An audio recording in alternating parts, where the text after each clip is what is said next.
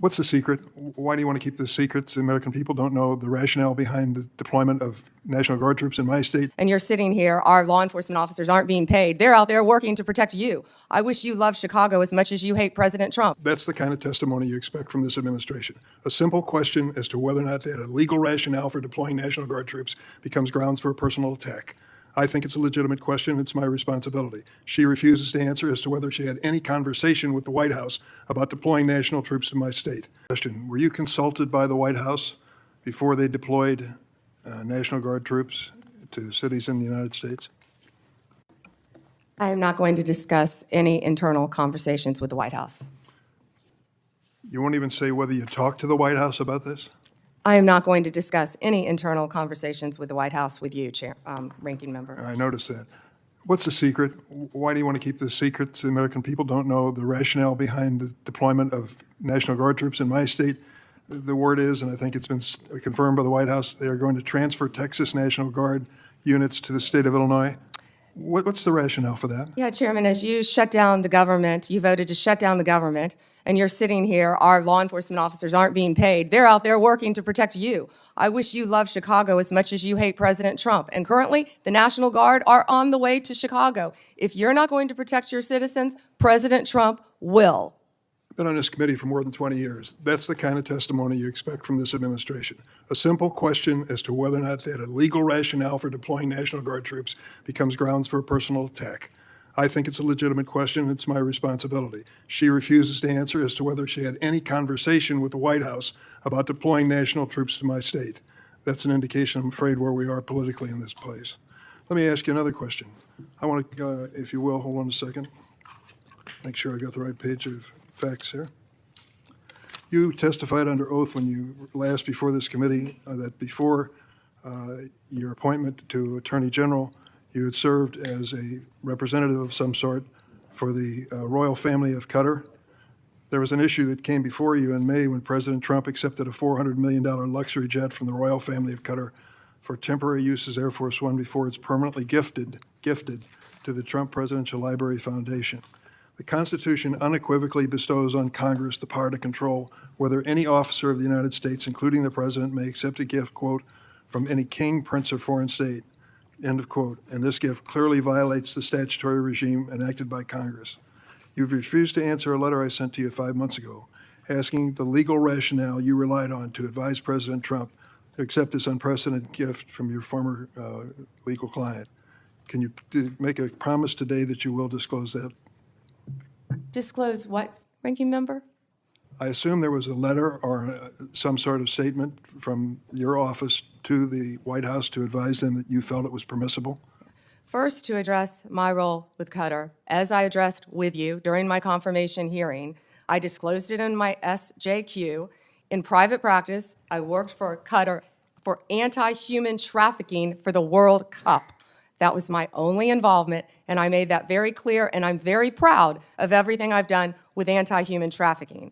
Obviously, in preparing any advice for the President on a jet or anything else, we consult with the Office of Legal Counsel. The confidentiality applies to their input as well. And Chairman, if you would approve and vote to approve, as Chairman Grassley said, excuse me, Ranking Member, as Chairman Grassley said, my employees, we would answer your letters a lot faster, yet you're stalling them at every stop. And to go back to your previous question, your city has a murder rate 5 times higher than New York's.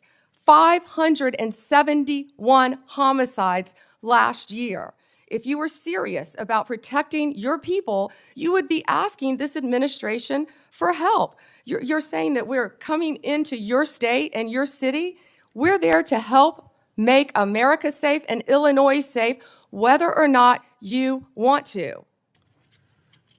I believe cutting federal grant programs to law enforcement in my state and across the nation does not make us any safer, and you've done just that. You've supplanted that decision by sending in National Guard troops to California and other places. That is a situation where the governors have not asked for that help. If you truly wanted to do this on a bipartisan basis, you wouldn't defy a governor, you would work with them. I'm prepared to do that. I'm prepared to work with this administration. But cutting these grants to law enforcement does not make us any stronger as a nation or give us the tools we need to reduce crime in Chicago. Now, I'd just like to ask you, when it came to this Qatar situation, Did you consult with the ethics office in the Department of Justice before making your decision on this gift of a jet? Chairman, I didn't gift a jet to anyone. My Office of Legal Counsel provides confidential advice to the President, to the White House, period. And you're conflating two issues. Cutting grants, I was very clear about what grants we've cut and what grants we haven't, only 7%. And if you have a grant in Illinois that you think that I've cut that is protecting law enforcement officers or your people, you personally call me and I will work with you to turn that grant back on. I think many of the Democrats here can tell you, I have worked with them to turn grants back on. There's an appeal process. Tell me a specific grant that I have turned off in Illinois that would help law enforcement, and I will work with you. But you have not done that. Did you take a look? The National Guard is on the way right now as we speak. Oh, by the way, so is Director Patel and Deputy Attorney General Todd Blanche. You're sitting here grilling me, and they're on their way to Chicago to keep your state safe. Madam Attorney General, it's my job to grill you.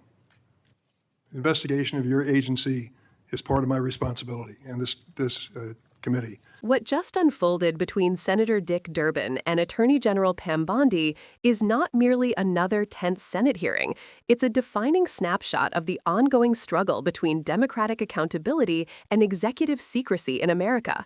To truly understand the gravity of this moment, we have to look beyond the heated words and focus on what's really at stake, the balance of power between elected representatives and an administration that often seems to operate behind a veil of secrecy. Durbin's line of questioning was simple, grounded, and absolutely within his right as a senator.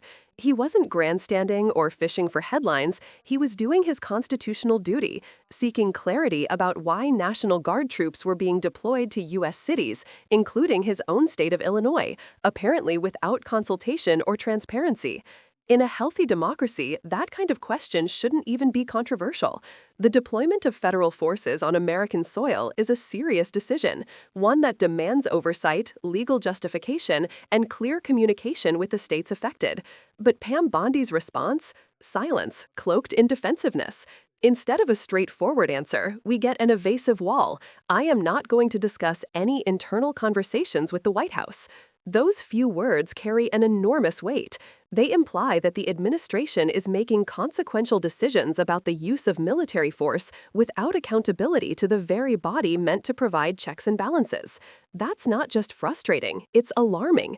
When Bondi refuses to disclose whether she consulted with the White House, what she's really saying is that the public doesn't have a right to know how or why military resources are being used in domestic affairs. And that hits at the very core of what democracy stands for. Transparency isn't optional, it's the foundation of public trust. Once that's gone, power moves into the shadows, and decisions affecting millions can be made without oversight, explanation, or consent. Durbin's persistence in this moment is crucial. He's standing on the side of institutional integrity, demanding that the Attorney General respect the public's right to know. Yet Bondi responds not with substance, but with partisanship, deflecting to crime rates in Chicago, attacking Durbin personally, and invoking President Trump as if loyalty to him were a substitute for accountability to the Constitution. That rhetorical shift, turning legitimate oversight into a political fight, is not accidental. It's a strategy we've seen repeatedly. When pressed for answers, shift the focus, invoke fear, and make it personal. But beneath that deflection lies the real story, the erosion of transparency and the normalization of secrecy in government. Then, the conversation takes an even more serious turn. Durbin raises the issue of the Qatar jet, a potential ethics violation involving a $400 million luxury aircraft gifted by a foreign government to the Trump Presidential Foundation. The Constitution explicitly forbids U.S. officials, including the president, from accepting gifts or emoluments from foreign states without congressional approval. This isn't a gray area. It's written in black and white to prevent foreign influence over American decision-making. Durbin's question is simple. Did Pam Bondi advise the president that accepting this gift was legal? And again, she refuses to answer. Instead, she hides behind confidentiality, offering no transparency about whether she sought proper ethics guidance or what legal rationale she used. Think about what that means. The top legal officer in the country is unwilling to disclose whether she approved a decision that could directly violate the Constitution. This exchange highlights something larger than one argument or one administration. It's about how power is being used and who is being held accountable for it. When government officials treat oversight as an inconvenience rather than a duty, democracy weakens. When truth becomes secondary to political loyalty, justice becomes selective. Durbin's calm but firm tone underscores what's missing from so much of modern politics: integrity. He isn't attacking Bondi for sport, he's trying to get to the truth, because the people he represents, the people of Illinois, and by extension, every American, deserve to know. Why were troops sent into Chicago without coordination? Who authorized it? What was the legal justification? And why is the Attorney General so intent on keeping it secret? This is more than a policy disagreement. It's a window into how far the boundaries of executive power can be stretched when those in authority refuse to be transparent. The Constitution was designed to prevent exactly this kind of unaccountable decision-making. The founders understood that unchecked power, even in the name of security, leads inevitably to abuse. That's why we have hearings like this, to force sunlight into the places where secrecy festers.